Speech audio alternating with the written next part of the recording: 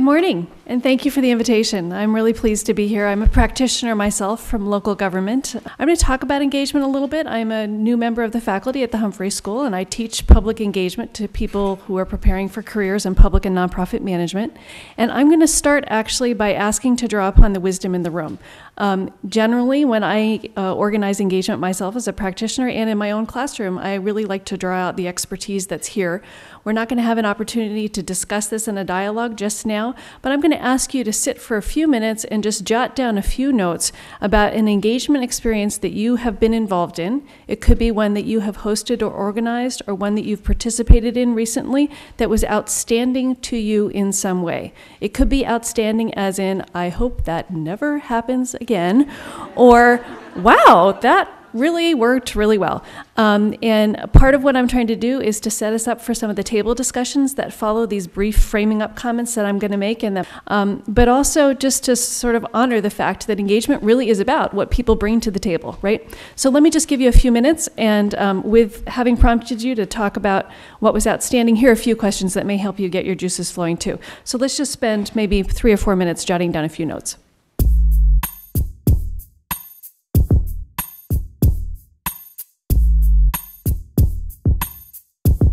Ed made, I think, a really astute comment earlier that sometimes we don't know what we mean by engagement. Sometimes we don't necessarily know even what that community is that we're trying to engage with.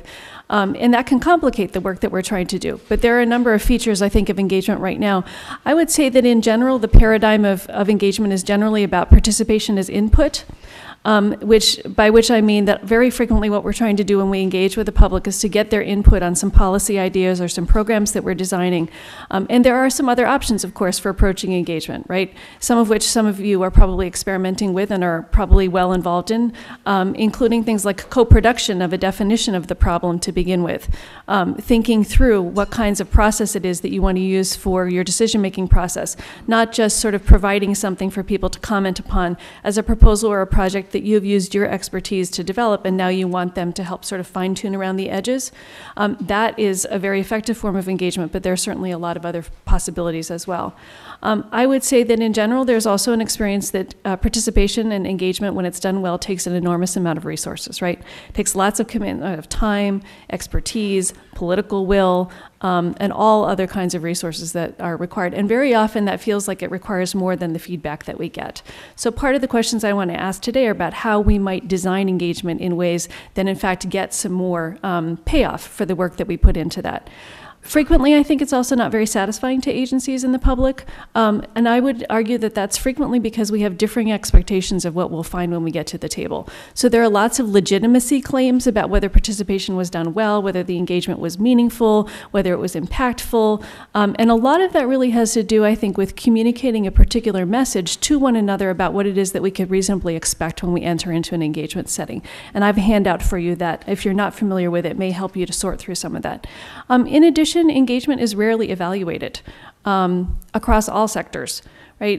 And I would make the argument that it's really helpful to do designing and accomplishing better engagement if at the very beginning we think about what are those outcomes that we're trying to accomplish and think about some evaluation measures. Even if they are things that are difficult to evaluate and to measure explicitly, it's really helpful to get those things on the table. So I'm going to conclude today with suggestions about some things that you might think about in terms of evaluation. I would also guess that among the people in the room, you probably named a number of challenges that are very commonly found. You probably know this, but I just want to be sure that you know that you're in really good company with those challenges. Okay, there's a lot of issues around public trust and legitimacy in a process. If people are invited into participating, do they have a sense of that is worth their time, that that's really going to go somewhere? There's sort of a general level of holding people a little bit at arm's length about whether that's worth their time. There's also this issue that you probably struggle with around the technical complexity of your issues. You are here because of a particular area of content expertise that the public or other people with whom you engage may not share. And so it's difficult to negotiate sometimes around what it is that you need to do to bring them up to speed in order to have an informed discussion while also honoring the perspectives and the ways of knowing that they bring to the table. And that can be some challenging work, but it can be done very well. Also, bringing a diverse range of participants to the table is consistently a challenge. right, in terms of diversity along any kind of dimension that we might think of. I just named this issue of diversity along the dimension of different ways of understanding a problem, but certainly there's socioeconomic diversity, there's geographic diversity, there are all kinds of things we deal with. In addition, I think that the public sometimes doesn't understand the real constraints on decision making that we have. For example, there may be only so many parts of a decision that really are moving parts because of legislative constraints or resource constraints, or perhaps some, engineering specifications that really can't be fiddled with. And parsing those things out for the people with whom we engage can definitely be helpful in making it more meaningful. So I want to suggest that there are sort of 4 key questions to think about in designing an engagement process, not only in designing a particular engagement process, but in entering into relationships between the university and Hennepin County and deepening those around engagement. I think there are sort of 4 key questions to ask. The first one is, what are the purposes of public engagement? The second is, can we move beyond the usual pattern of participation as just being input on problems? How do we manage the engagement? This is a question about sort of techniques and frameworks. And then the 4th one is the one that I lobbed up earlier, and I suggest that we think about really from the very beginning, which is how will we evaluate those outcomes. The question of what is the purpose of engagement may seem like a very trite one. But I would suggest from my own observation and research that we very frequently overlook this question and that it leads to a lot of conflict and sometimes a certain amount of wasted effort, because we're not really clear and explicit about what those purposes are. People come into the room with different expectations, and sometimes we design that's in a way that's not really well suited to the purpose. If the purpose is that we just need to meet a legal mandate, that we are required to engage with our partners or the public in some way, then that really calls for a design that doesn't consume probably as many resources as something in which we're really trying to get a different kind of output. Sometimes we engage in democracy, we engage in participation and engagement because that's our idea of what democracy and engagement should be. This is how we create a democratic society. That calls for a different way of designing and engaging. Sometimes it's because we want to engage participants so that we can discover new ideas, so that we get a diversity of opinion in the room and we're able to discover new ways of understanding a problem. I would suggest that if engagement is being done well, it always involves learning. Even if we have a lot of expertise in an area and we're stepping up and having a conversation with people about it, if we feel like we're not learning ourselves, then probably that engagement is not working very well. There should be really something new and stimulating for everyone. Okay, and there are a number of other different kinds of purposes here, which I won't belabor right now, but I think probably a lot of them are familiar to you. And they call for different kinds of design strategies.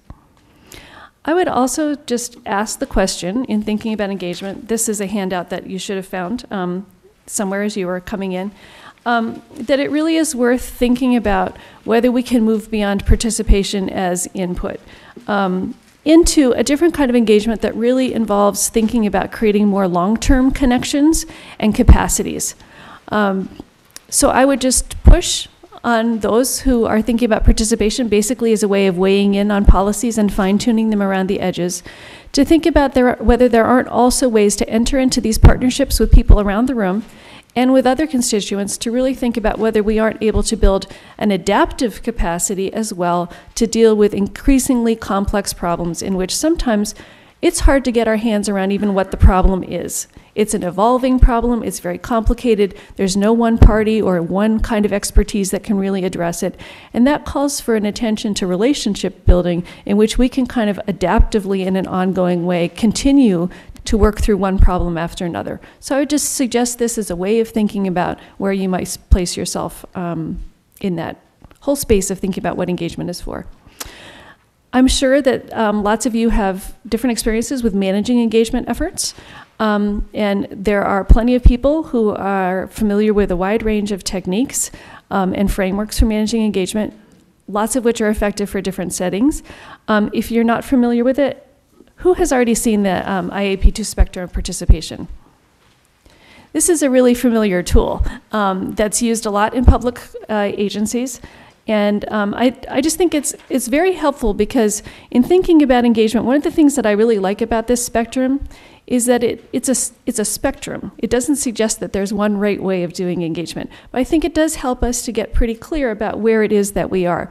I wouldn't suggest that one problem area or even one particular venue or engagement effort falls into a single one of these silos, but I think it can be pretty clarifying sometimes to use this tool to say, this is part of what we're trying to accomplish. We are here today to involve you. We're here to work directly with you throughout a process in deciding what that problem is about, and you're going to have some influence on decisions.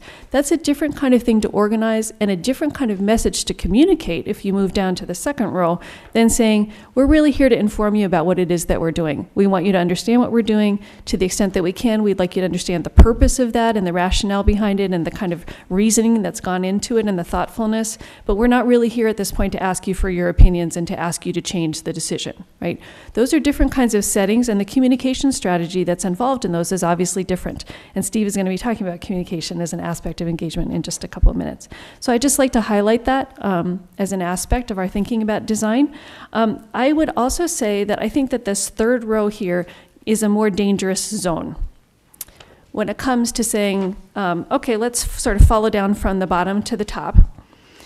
These engagement techniques can be used in such a wide variety of ways with very different purposes that I don't think it's a super great idea to pull a technique off the shelf and just sort of slap it onto one of these columns without really thinking about the particular implications of how it can be done. And if you want to catch me afterwards, I have some great examples of how dot voting, with which I'm sure many of you are familiar, can be used in a wide range of purposes and cause a lot of conflict and problem because of the different expectations that people have about how that might be used. So that's just an illustration of how pulling something off the shelf in order to match the technique to this rubric is not always a great idea. And finally, I'm just going to conclude with saying that there are a number of ways to evaluate the effort depending upon what it is that you're trying to accomplish. I think it's helpful to look at both individual to community level outcomes in terms of what it is that you're trying to accomplish. You may want to focus on some process-oriented outcomes, like how well did we do with engaging diverse stakeholders? What could we learn about this? What might we do better? Surely also you're going to want to evaluate content-related outcomes. I think sometimes when we think about public engagement, we really do become focused on sort of the democracy-building aspect of the work. And it's also, of course, very important to think about, well, what real implications has this had in terms of the quality of public policy outcomes? And as experts, you certainly have some opinions about that, and there are ways to work that into the process. Certainly also it's useful to measure users' understanding of the process and whether they're satisfied with it. And finally, I think that engagement is not a one-off kind of a thing. It's really an ongoing process, and so it's helpful to also build in some evaluation measures that have to do with not only how did today go, but what kinds of things have come out of that in an ongoing basis. So those are just some things that I've set out there to frame up the discussions today, and I thank you and appreciate the opportunity to come and meet you. Thanks.